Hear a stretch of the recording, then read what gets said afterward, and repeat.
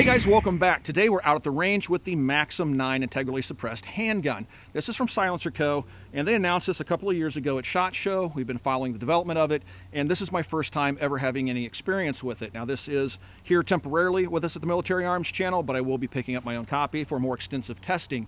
Today we just want to get some meter data, kind of understand the handgun, learn about its operation, how to field strip it, and how the integrally suppressed portion of the gun works.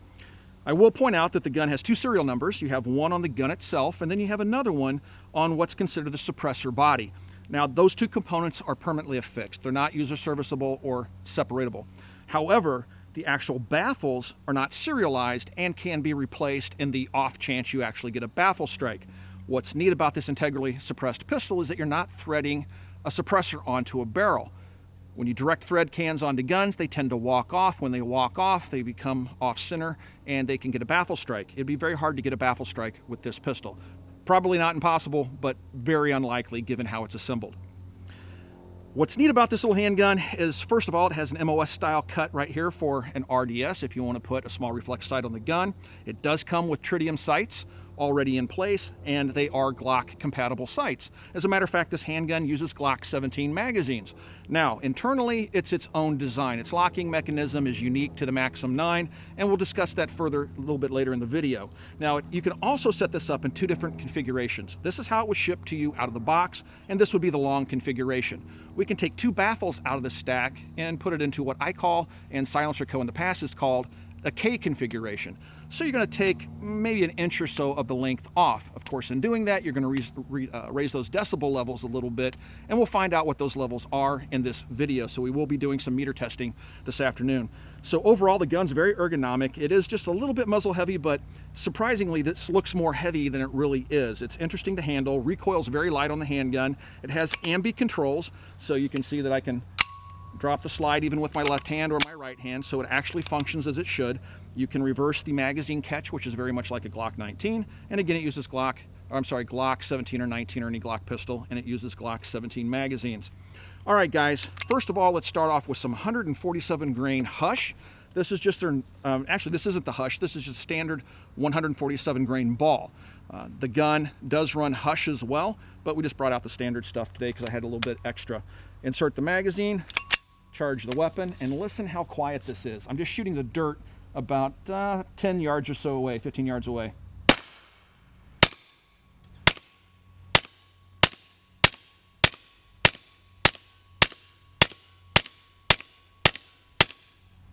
Now you heard that first round pop, normal, but did you notice how quiet that was? The bullet hitting the dirt was about as loud as the action of the gun. Pretty cool. Now I'll talk about this really interesting setup and how it works when we do the field strip component, but right now we're just going to load up some more magazines, have a little bit of fun with the Maxim 9, and get some meter data for you guys.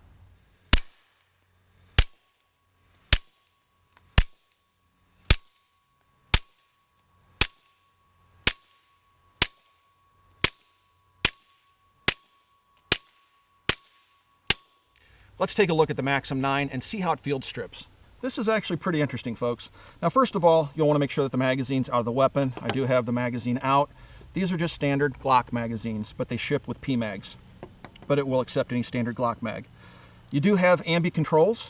So on both sides of the firearm, you have the capability of locking the slide to the rear. And this is your chamber right there. So you can easily see if the chamber is empty or not. Now, once you've checked the chamber to make sure that the weapon's clear, go ahead and let that slide go home. And right here in the rear of the slide, this kind of rectangle, if you push in on that, I'm going to push in on that with my thumb. I'm going to lift the lever up right here in the front of the slide. And that's all that's required to release the recoil springs and the slide itself. Pull it back and up, and it comes apart. Now, this technically is fully field stripped, everybody. So now you can start the process of cleaning the gun. But let's talk about the mechanics of the gun first of all. So you can see right here is where the recoil springs lock into. When this lever's down, it captures these recoil springs. If I pull on these, you can see that they're under spring tension, and that's how the gun basically operates. Now you're probably wondering, well, what's the lockup mechanism because the barrel is fixed? Good question.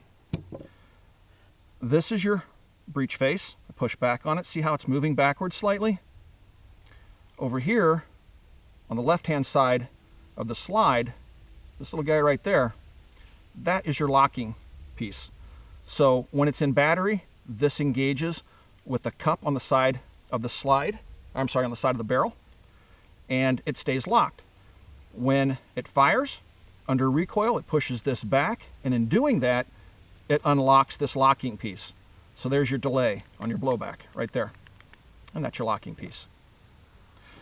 So when you clean the gun, again, all you have to do is just take this slide off, and now you can clean everything. You don't have to go any further to maintenance the weapon.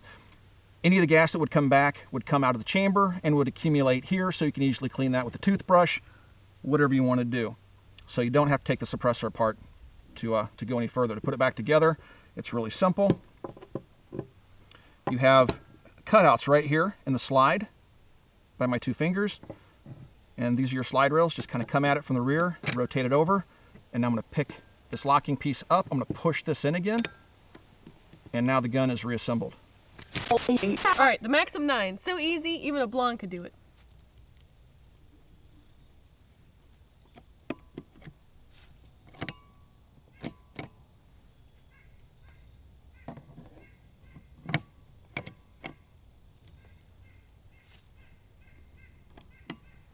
There you go.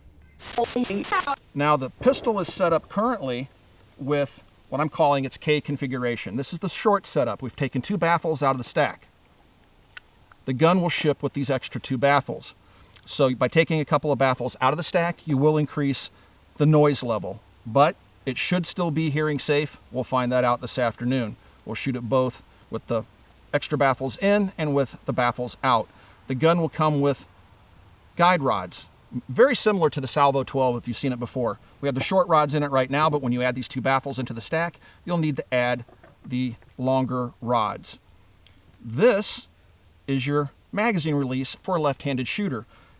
The slide stop is present on both sides and does work from both sides. Good on them for doing that. But if you want to reverse your magazine release, it's just like a Glock. Inside, you just pop a spring out and put your left-hand mag release in, and now you'll be able to release the magazine from the right side of the pistol for left-handed shooters. The gun will ship with everything that you see here, including the tool to take the suppressor apart, and 2 PMags, 17 rounders. Here comes the fun part, guys. We're going to figure out just how loud the Maxim 9 is using 147 grain Freedom munitions. Now you'll notice this is not their Hush line, which is a little bit more quiet. This is just their standard 147 grain ball ammunition, which is really affordable. Now we have a full magazine in the gun, and we have our Berlucare 2270 all set up. We've calibrated it. It's 1.6 meters off the deck, 1 meter left, and so this is a standard industry testing protocol. All right, so what I'm going to do now is set up our sound meter, and we'll fire our first shot. We'll fire 5 shots, get an average, and then we'll do it with the K configuration. Right now we have all baffles in place.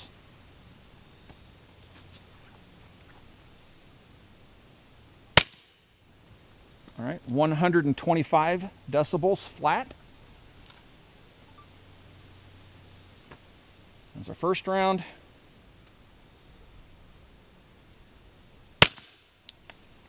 Second round, 127 decibels flat.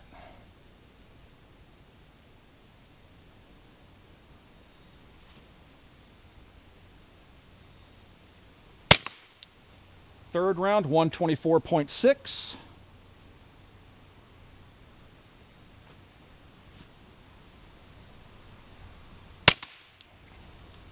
$126.5. One more.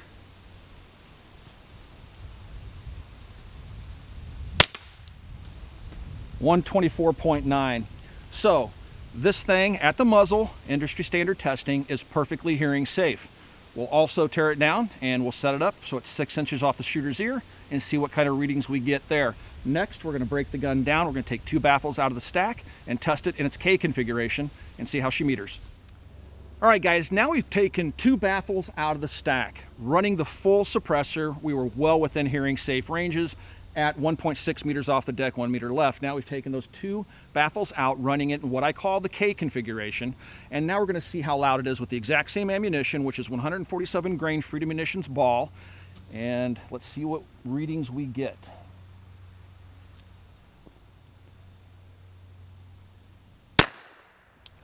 All right, 140 flat on the first shot.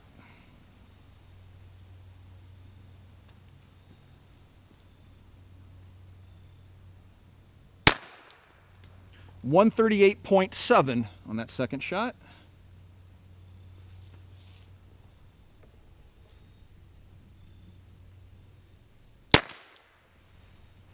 $138.4.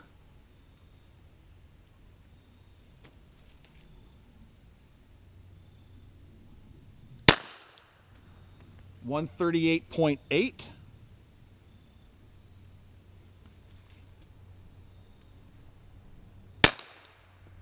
And 137.5.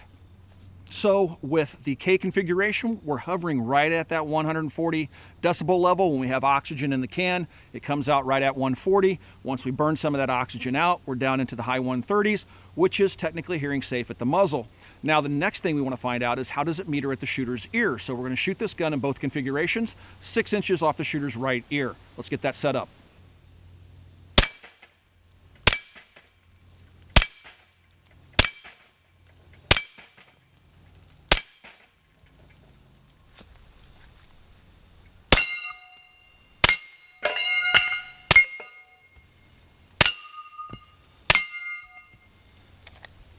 That one was too easy. I'm cheating. Waiting for the plate to stop spinning. 6 inches. All right, here we go. You got the meters reset? Just tap me on the shoulder. Good. All right. 135.1. 135.1. All right.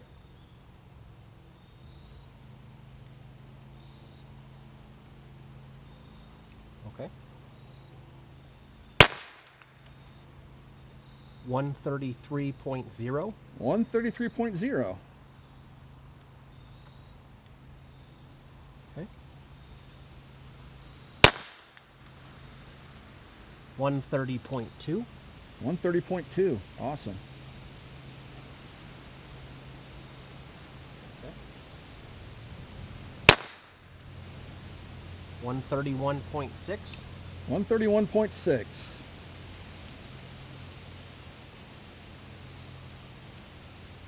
Okay. 129.8. 129.8. So guys, it's actually more quiet at the shooter's ear. Now keep in mind that how we set this up with 6 inches off the shooter's ear, no longer does this standard call for a certain height off the deck. All it requires is taking the pressure sensor and putting it next to the shooter's ear. We've had to cant the pickup over a little bit so it can get close enough to my ear without hitting my shoulder. But that's the CSAS spec, and that's what the US military measures that now. This is the threshold barrier. If it goes over 140 decibels at the shooter's ear, it's a no-go in the CSAS program, and that's why we've adopted that spec. All right, now what we need to do is go ahead and make this gun safe, put those 2 extra baffles in place because this is in the K configuration, and see how quiet it is with its full suppressor length. All right, new mistake. In that last scene where I was testing the Maxim 9 pistol with its short configuration, 6 inches off the ear, guess where my eyes were? In the wrong spot. Luckily, I didn't blind myself, but guys, wear the eye protection, and that's a perfect example of how you can forget so easily, that in ears. I'm adult, what can I say? Okay, 6 inches. Set up the meter.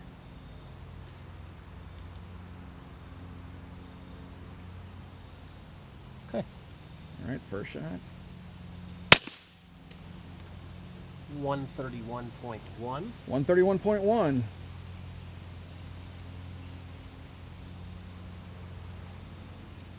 Okay. 135.2. 135.2.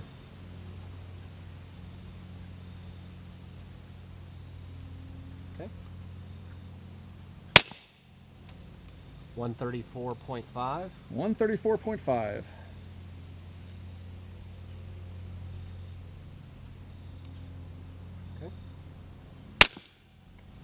139.1. 139.1.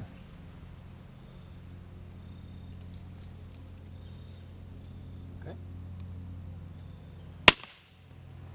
135.2. 135.2. All right, guys, that's kind of interesting. It doesn't seem, at least at the shooter's ear, how you run the can in terms of its length makes all that much difference. It's almost as if running it in a short configuration, at least to the shooter's ear, is not a bad option. One of the cool features about the Maxim 9 is the fact that you can change the length of the suppressor. You can add a couple baffles, or you can take a couple baffles out. Overall length is then shortened by taking those two baffles out. Of course, putting them back in lengthens it. So we have two baffles out right now. The gun is in what I'm calling its K configuration. We're going to lengthen this configuration now by adding the two baffles back into the stack. Now, first you're going to want to make sure that the weapon's empty, and you can do that by locking the slide to the rear and checking the chamber. What I would recommend is simply disassembling the gun because it's so easy. Just go ahead and push on the rear of it, lift this locking piece up, draw your slide to the rear, and off. Now you don't have to worry about the gun being able to fire because you will have to point this muzzle somewhat towards your face to do what we're about to do. So the gun's empty. I'm going to invert the weapon. Now we have two screws holding it together. The body of the suppressor baffles is made out of anodized aluminum, and then we have a 17-4 baffle that is screwed to the aluminum housing. All right, so we're going to add these two in. Now we have short rods in here. Everything that you see here the gun comes with, so it'll come with the longer rods. Actually, it will come in its long configuration. To disassemble it without dropping your Allen wrench, just unscrew these. Now these should be tightened to 65 inch-pounds, so it would be a good idea if you buy this pistol to go ahead and pick up a fat wrench. You can find those on Amazon, and the fat wrench will allow you to tighten this down properly. We're just going to hand snug them today, but if you tighten them down to the proper inch-pounds, you won't have to worry about these screws coming loose on you with use. All right, last one's out. Now we're going to have to fully disassemble the suppressor to put these two baffles into the stack because we need to add these two guide rods. So I'm going to take the nose cap off. There's a little spacer here, which is actually a baffle. And then this is your main chamber of the suppressor body itself. To get this off, there is a friction fit between this component and the barrel itself, so you're going to have to wiggle it a little bit, and then it'll come off, and there's the end of the barrel. And you can see how the two interface. And of course, with carbon buildup, you're going to have to wiggle a little bit harder. So this is one of those areas where you want to clean, of course. But now you can see the two short rods. Take those out, you just unscrew them.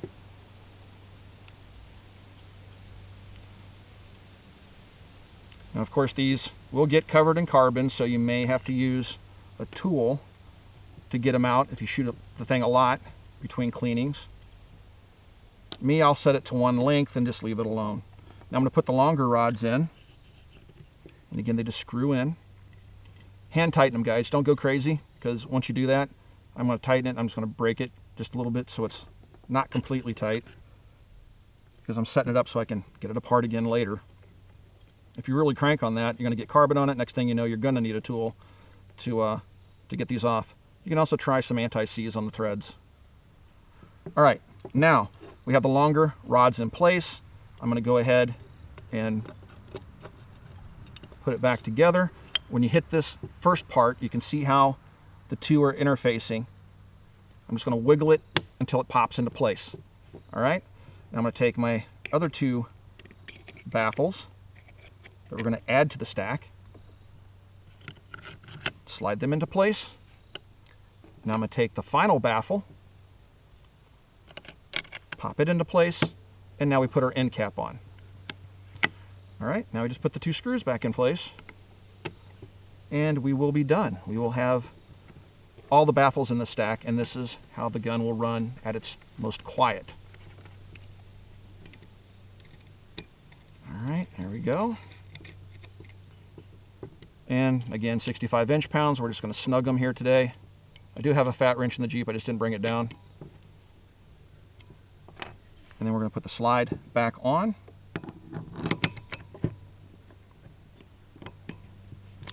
And the gun is ready to shoot. The Maxim 9, as you see it here, weighs 2 pounds 7 ounces, according to our digital scale. You can also take 2 baffles out. It's set up in its full configuration right now. I can take 2 baffles out. Each baffle weighs about 1 ounce, so I can shave 2 ounces off of that. It does have night sights. I think I've already discussed that. These are a standard Glock dovetail here in the rear. Uses a standard Glock front sight. They come from the factory with tritium night sights. If you replace them with other night sights, just know that if you shoot this gun a lot and you get it hot, the front sight, the tritium vial, can actually come loose because the glue holding it will get superheated, release its hold, and the tritium vial can pop out. The factory night sights have that vial pinned in place. Something to think about if you're considering the Maxim 9. The Maxim 9 has this interesting texture on the grip, and it's actually Morse code. It says guns don't have to be loud and fight the noise in Morse code. But how does it feel? I mean, that's cool, right? Honestly, it's a very mild texturing. It's not as abrasive as something like the M&P 2.0, which feels like 60 grit sandpaper to me. This feels very comfortable to my hand. It seems to give good traction. You have nice index points here for your finger off the trigger and also for your supporting thumb. Yeah, I think it feels good. Now the grip is kind of narrow. I would say it's just a little over 1 inch thick, but it has a nice contour to it and a flat face trigger that makes for a very, very comfortable grip. As for the reset, you can see the brake. It creeps a little bit and then creep a little bit, creep a little bit, bang. I don't feel a whole lot of over travel. Reset is right here, right there, and that's full trigger release. So you will notice that it has a dingus in the trigger, so it's an inertial safety on the trigger. It's a drop safety pioneered by Glock, and then it also has internal mechanisms to prevent it from firing if dropped. But there is no external safety. As I pointed out, it does have Ambi Controls, and it's nice that they both work. I can use the left-hand control just as I can use the right-hand controls, and of course you can swap out the magazine release. It comes with a left-hand magazine release for the gun. Standard MOS base, very similar to the Glock mount, so you have different plates to use different red dot sights. And the gun is actually kind of balanced. When I first saw pictures of the handgun, I thought it was going to be kind of nose heavy. And it is, especially with these 2 extra baffles in it. You take those 2 baffles out and you lose about 1.2 inches, and it shortens the overall length. On the sound meter, it is just as quiet at the ear as the full-size configuration, if not more so. So you really don't give up much. And here's what I was thinking about as I was shooting the gun this afternoon. When I go out into the field and I hunt, I always have my hunting rifle suppressed, but I always carry a backup pistol. There's been several times where I've had to dispatch a pig that I hit with a rifle. I walk up on the pig, it's still alive, and I put a mercy bullet in the back of its skull. But I've done that without a suppressor because carrying a standard suppressed handgun is clumsy, even when you have a short suppressor on it like this. And this is the Omega 9K. It's another SilencerCo product. I love this little can, and this is one of my favorite hosts, which is a CZ. And yeah, but if you look at these 2 side by side, if I line the rear up with the dovetail, or yeah, the dovetail on the rear of the CZ, you can see it's considerably shorter than the CZ with the K can on it, and I can still take another inch off of that. So that means I can actually go into the field. They sell holsters for this already. The one I'm interested in picking up is the chest rig. So you can carry your pistol right here, hunt, and then if you need to do a mercy shot, you can use this pistol and you don't have to ring your own ears, which is really, really nice. Carrying this into the field, I would have to carry it without the suppressor attached, and then have to screw it on, shoot, take the suppressor off, put it in my pocket, and put the gun back in its holster. Also, another application I can see for this is a nightstand gun. And I'm talking about civilian applications. So I can load this up. I don't have to put wire pulling gel in it. I don't have to worry about its size. I can put the K configuration on it, and I can use it as a nightstand gun, and it'll be nice and quiet should I ever have to use the weapon for self-defense inside of a house. It won't pop my ears. It won't pop my family's ears.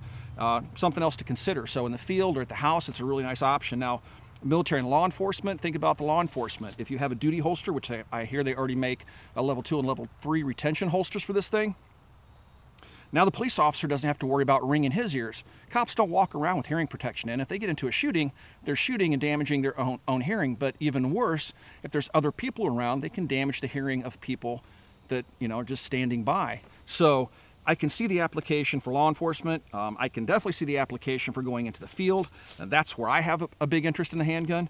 And just overall shootability is fun. It seems to be very accurate. You have an incredibly long sight radius, which is a definite bonus.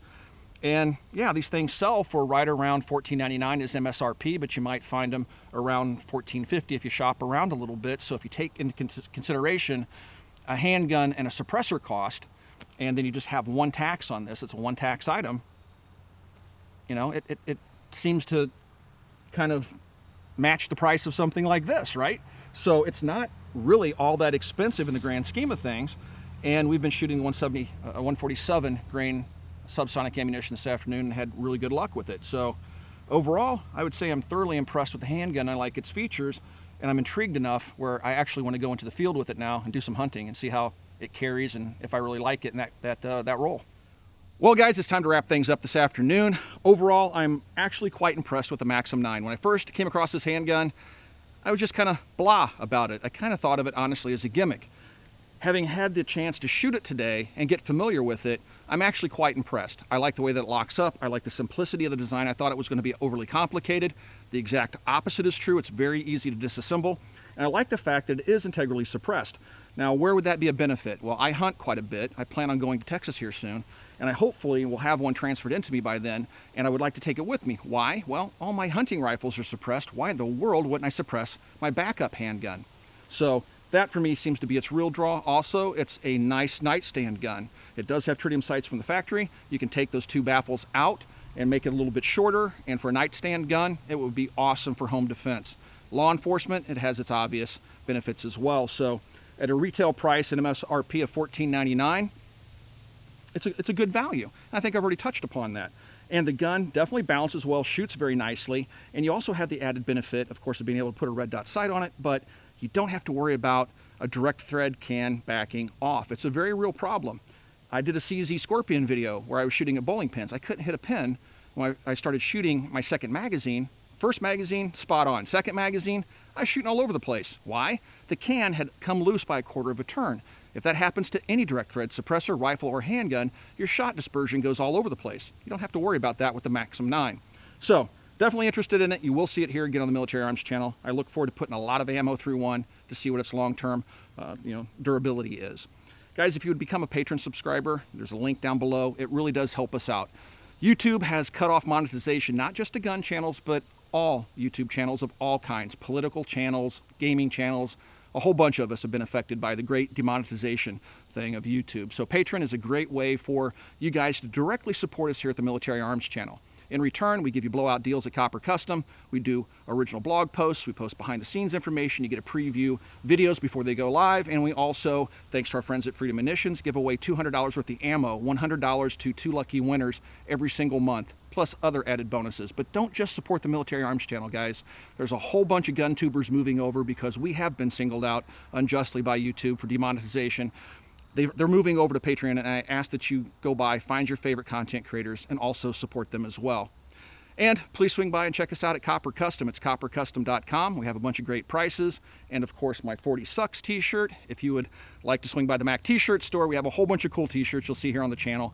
But it's forgedfromfreedom.com. You can actually find the link. It has a drop down for stores. You can see the Military Arms channel there at forgedfromfreedom.com. Or you can just follow the link down below. It'll take you straight there, and you can get your own 40 caliber Sucks t-shirt or something else. Guys, thanks for watching. Thanks for all those years of support, and we'll talk to you soon.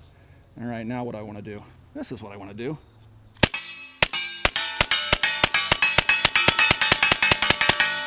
I was riding the slide stop. Yeah, this thing shoots really good.